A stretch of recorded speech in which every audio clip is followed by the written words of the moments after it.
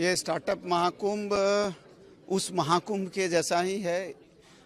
हमारा प्रयास है कि जिस तरह महाकुंभ में सभी लोग मिलके एक हो जाते हैं, उसी तरह स्टार्टअप इकोसिस्टम के सारे कंस्टिट्यूएंट, चाहे वो स्टार्टअप हों, वेंचर कैपिटलिस्ट हों, इन्वेस्टर्स हों, फ्यूचर फाउंडर्स हों, वो एक साथ आकर स्टार्टअप महाकुंभ में मिलके आपस में सलाह मशवरा करें और अच्छी बिजनेस अपॉर्चुनिटीज़ खोजें।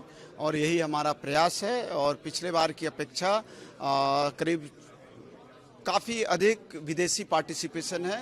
64 देश के डेलीगेट्स ऑलरेडी रजिस्टर्ड हो चुके हैं, अभी और होने की संभावना है।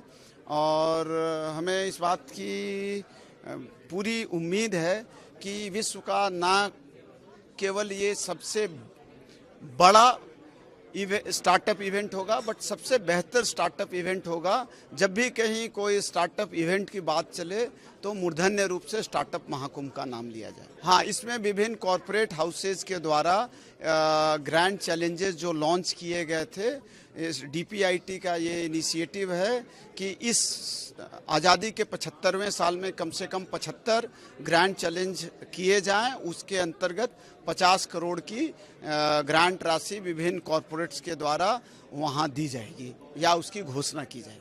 देखिए, ऐसा है, हमारे लिए जो ऑर्गेनाइजिंग कमेटी पे हैं तो उनके लिए जो स्टार्टअप फाउंडर्स हैं वही महान हस्तियाँ होती हैं, पर उनके अलावा जो स्टार्टअप इकोसिस्टम से जुड़े हुए लोग हैं, जैसे मैंने कुछ नाम लिए थे, जैसे सोनम है, वो अभिनेत्री भी हैं बट वो इन्वेस्टर भी हैं, तो वो अब उस रोल में आ रही हैं as a investor in startups.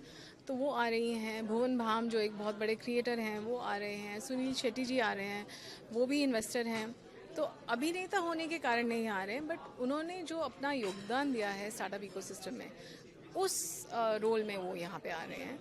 और आई थिंक ये हमारे लिए जो सबसे ज़रूरी चीज़ है कि जो फाउंडर्स आ रहे हैं उनका बहुत भला हो यहाँ पे आने से।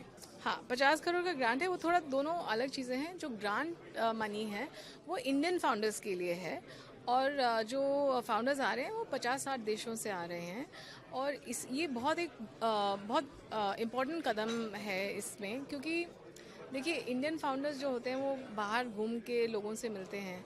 इस बार पहली बार फाउंडर्स इंडिया आ रहे हैं हमारे फाउंडर्स से मिलने के लिए, सो ये बहुत बड़ा अचीवमेंट है। देखिए, जेम एक मार्केट प्लेस है जो सारी गुड्स एंड सर्विसेज की प्रोक्योरमेंट ज़्यादातर भारत सरकार की, स्टेट गवर्नमेंट्स की और थर्ड टियर ऑफ गवर्नमेंट जैसे पंचायत राज इंस्टीट्यूशंस है, इसका प्रोक्योरमेंट सारा जेम पे होता है। और हमारा प्रयास रहेगा कि इन 3 दिनों में हम जितने ज़्यादा स्टार्टअप्स को जोड़ सके उसको जोड़ेंगे, ताकि उनको मार्केट प्लेस रेडीमेड एक जगह पे मिले। और ये हम सिर्फ ये 3 दिन नहीं कर रहे हैं, हम बिल्डअप टू दिस एक्सरसाइज हमने लगभग 10 से 12 दिन से एक अभियान सा जारी किया है, जहाँ ज़्यादा से ज़्यादा लोगों तक हम रीच आउट कर रहे हैं।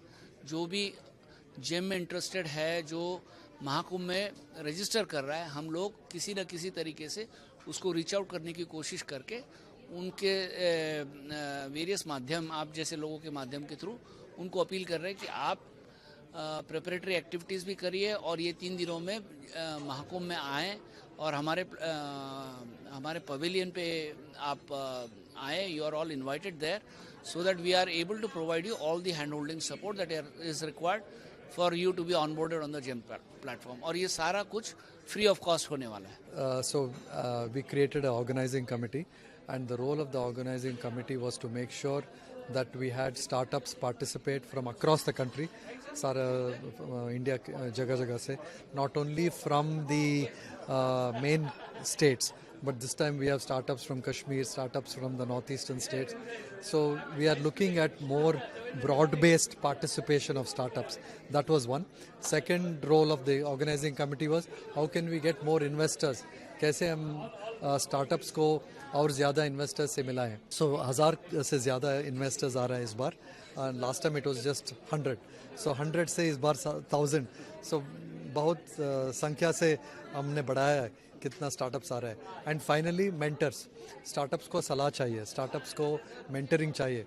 सो we will have 1000+ mentoring sessions, because ये स्टार्टअप्स जो रूरल इंडिया से आ रहे हैं, स्मॉल टाउन से आ रहा है,